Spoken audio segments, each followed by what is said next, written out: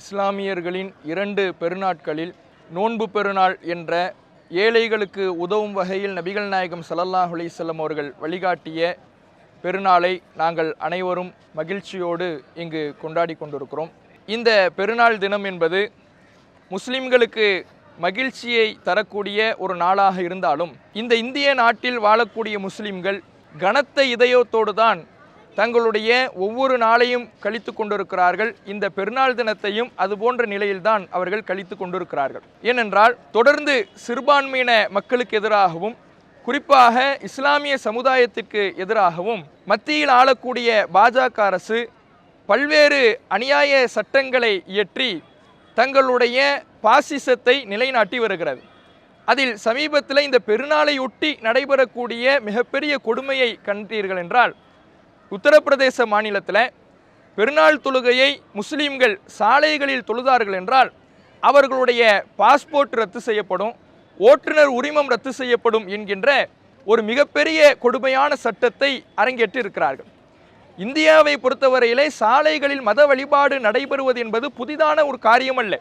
எல்லா மதத்தை சார்ந்தவர்களும் தங்களுடைய மத வழிபாடுகளை நடத்தி கொண்டுதான் இருக்கிறார்கள். முஸ்லீம்களை பொறுத்தவரையிலே தங்களுடைய பெருநாள் தொழுகையை மட்டும் திடலில் தொழுவார்கள். திடல் கிடைக்காத பொழுது தங்களுடைய பள்ளிவாசலுக்கு வெளியில் இருக்கக்கூடிய சாலையில தொழுவார்கள். அது ஒரு 10 நிமிடம் 15 நிமிடம் அதோடு அவர்கள் கலைந்து சென்று விடுவார்கள். அதனால் எந்த ஒரு பிரச்சனையும் ஆகாது.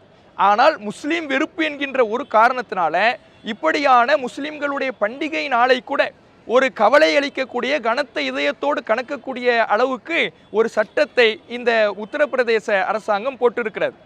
இதில் இன்னொன்று என்ன கொடுமைன்னா, அவர்களால் பள்ளிவாசல்லையும் தொழ முடியாது. பள்ளிவாசலையும் என்ன செய்கிறாங்கன்னா அபகரிச்சுக்கிறாங்க. பள்ளிவாசல் இது முஸ்லிம்களுக்கு பாத்திரமானதல்ல என்று சொல்லி பல சூழ்ச்சிகளை செய்து அந்த பள்ளிவாசலையும் அபகரிச்சுக்கிறாங்க. அதற்கு எதிராக அவர்கள் போராடினால் அவர்களுடைய வீடுகளை புல்டோசர் கொண்டு தாக்குறாங்க. அப்போ வாழவும் வழி இல்லாமல், சாப்பிடவும் வழி இல்லாமல், தங்களுடைய மத வழிபாட்டை நிறைவேற்றக்கூட வழி இல்லாமல் வட மாநிலங்களில் முஸ்லிம்கள் வாழ்ந்து கொண்டிருக்கிறார்கள். அதே போல பாஜக ஆளக்கூடிய ஹரியானா மாநிலத்தில் பெருநாளுக்கான விடுமுறையை ரத்து செஞ்சிருக்கிறாங்க. இது எவ்வளோ பெரிய மத துவேஷன்னு பாருங்க. ஒரு மத பண்டிகை என்கின்ற பொழுது அந்த பண்டிகையின் பொழுது அந்த மதத்தை சார்ந்தவர்கள் தங்களுடைய மகிழ்ச்சியை பரிமாறிக்கொள்வார்கள், உறவினர்களை சந்திப்பார்கள், நண்பர்களை சந்திப்பார்கள். அதிலும் இஸ்லாமிய பெருநாள் என்பது ஏழைகளை சந்தித்து அவர்களுக்கான உதவிகளை வழங்கி உறவினர்களை சந்தித்து அன்பை பரிமாறிக்கொள்வதுதான். இவர்கள் மதுக்கடைகளில் போய் நிற்க மாட்டாங்க, சினிமா தியேட்டர்களில் போய் நிற்க மாட்டாங்க.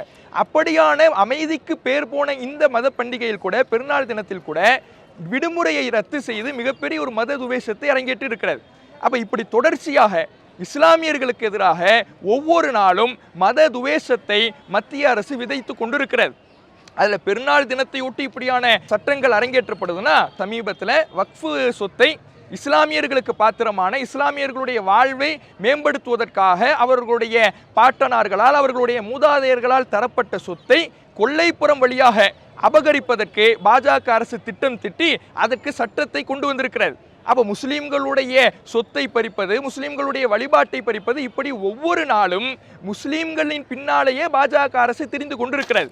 ஆளக்கூடியவர்கள் தெரிந்து கொண்டிருக்கிறார்கள், மத துவேஷத்தை விதித்து கொண்டிருக்கிறார்கள். இவர்களுடைய எண்ணமெல்லாம் எப்படி இருக்குன்னு பாருங்களேன். முஸ்லீம்களுக்கு எதிராக மத துவேஷத்தை விதைத்து ஒரு சினிமா படம் தயாரித்து அதை பாராளுமன்றத்தில் உட்கார்ந்து பார்க்குறாங்க. முஸ்லீம்களுடைய மனம் நோகுனுச்சுன்னா, முஸ்லீம்கள் கொடுமைக்கு ஆளாகினாங்கன்னா, அடிக்கப்பட்டாங்கன்னா அதில் சந்தோஷமடையக்கூடியவர்களாக இந்த பாசிச அரசாங்கம் இருக்கிறாங்க. அப்போ இப்படி தொடர்ச்சியாக முஸ்லிம்களுக்கு எதிராக கொடுமைகள் நடந்து கொண்டு வருகின்ற பொழுது இந்த பெருநாளையும் கனத்த இதயத்தோடு கடக்க வேண்டிய ஒரு சூழலில் நாங்கள் இருக்கிறோம். அதே சூழலை இந்த வக்ஃபு சட்ட திருத்தத்தை மத்திய அரசு கொண்டு வந்தாலும் அதற்கு எதிரான தீர்மானத்தை சட்டமன்றத்தில் திமுக அரசு நிறைவேற்றியிருக்கிறது. அது வரவேற்க தகுந்த ஒன்றாக இருக்கிறது.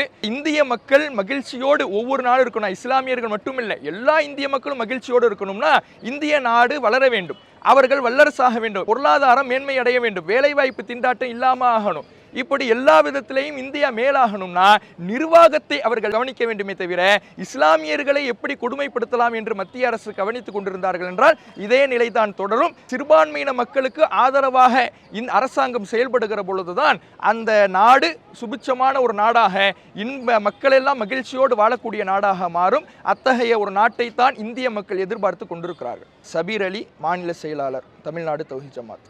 الله أكبر الله أكبر.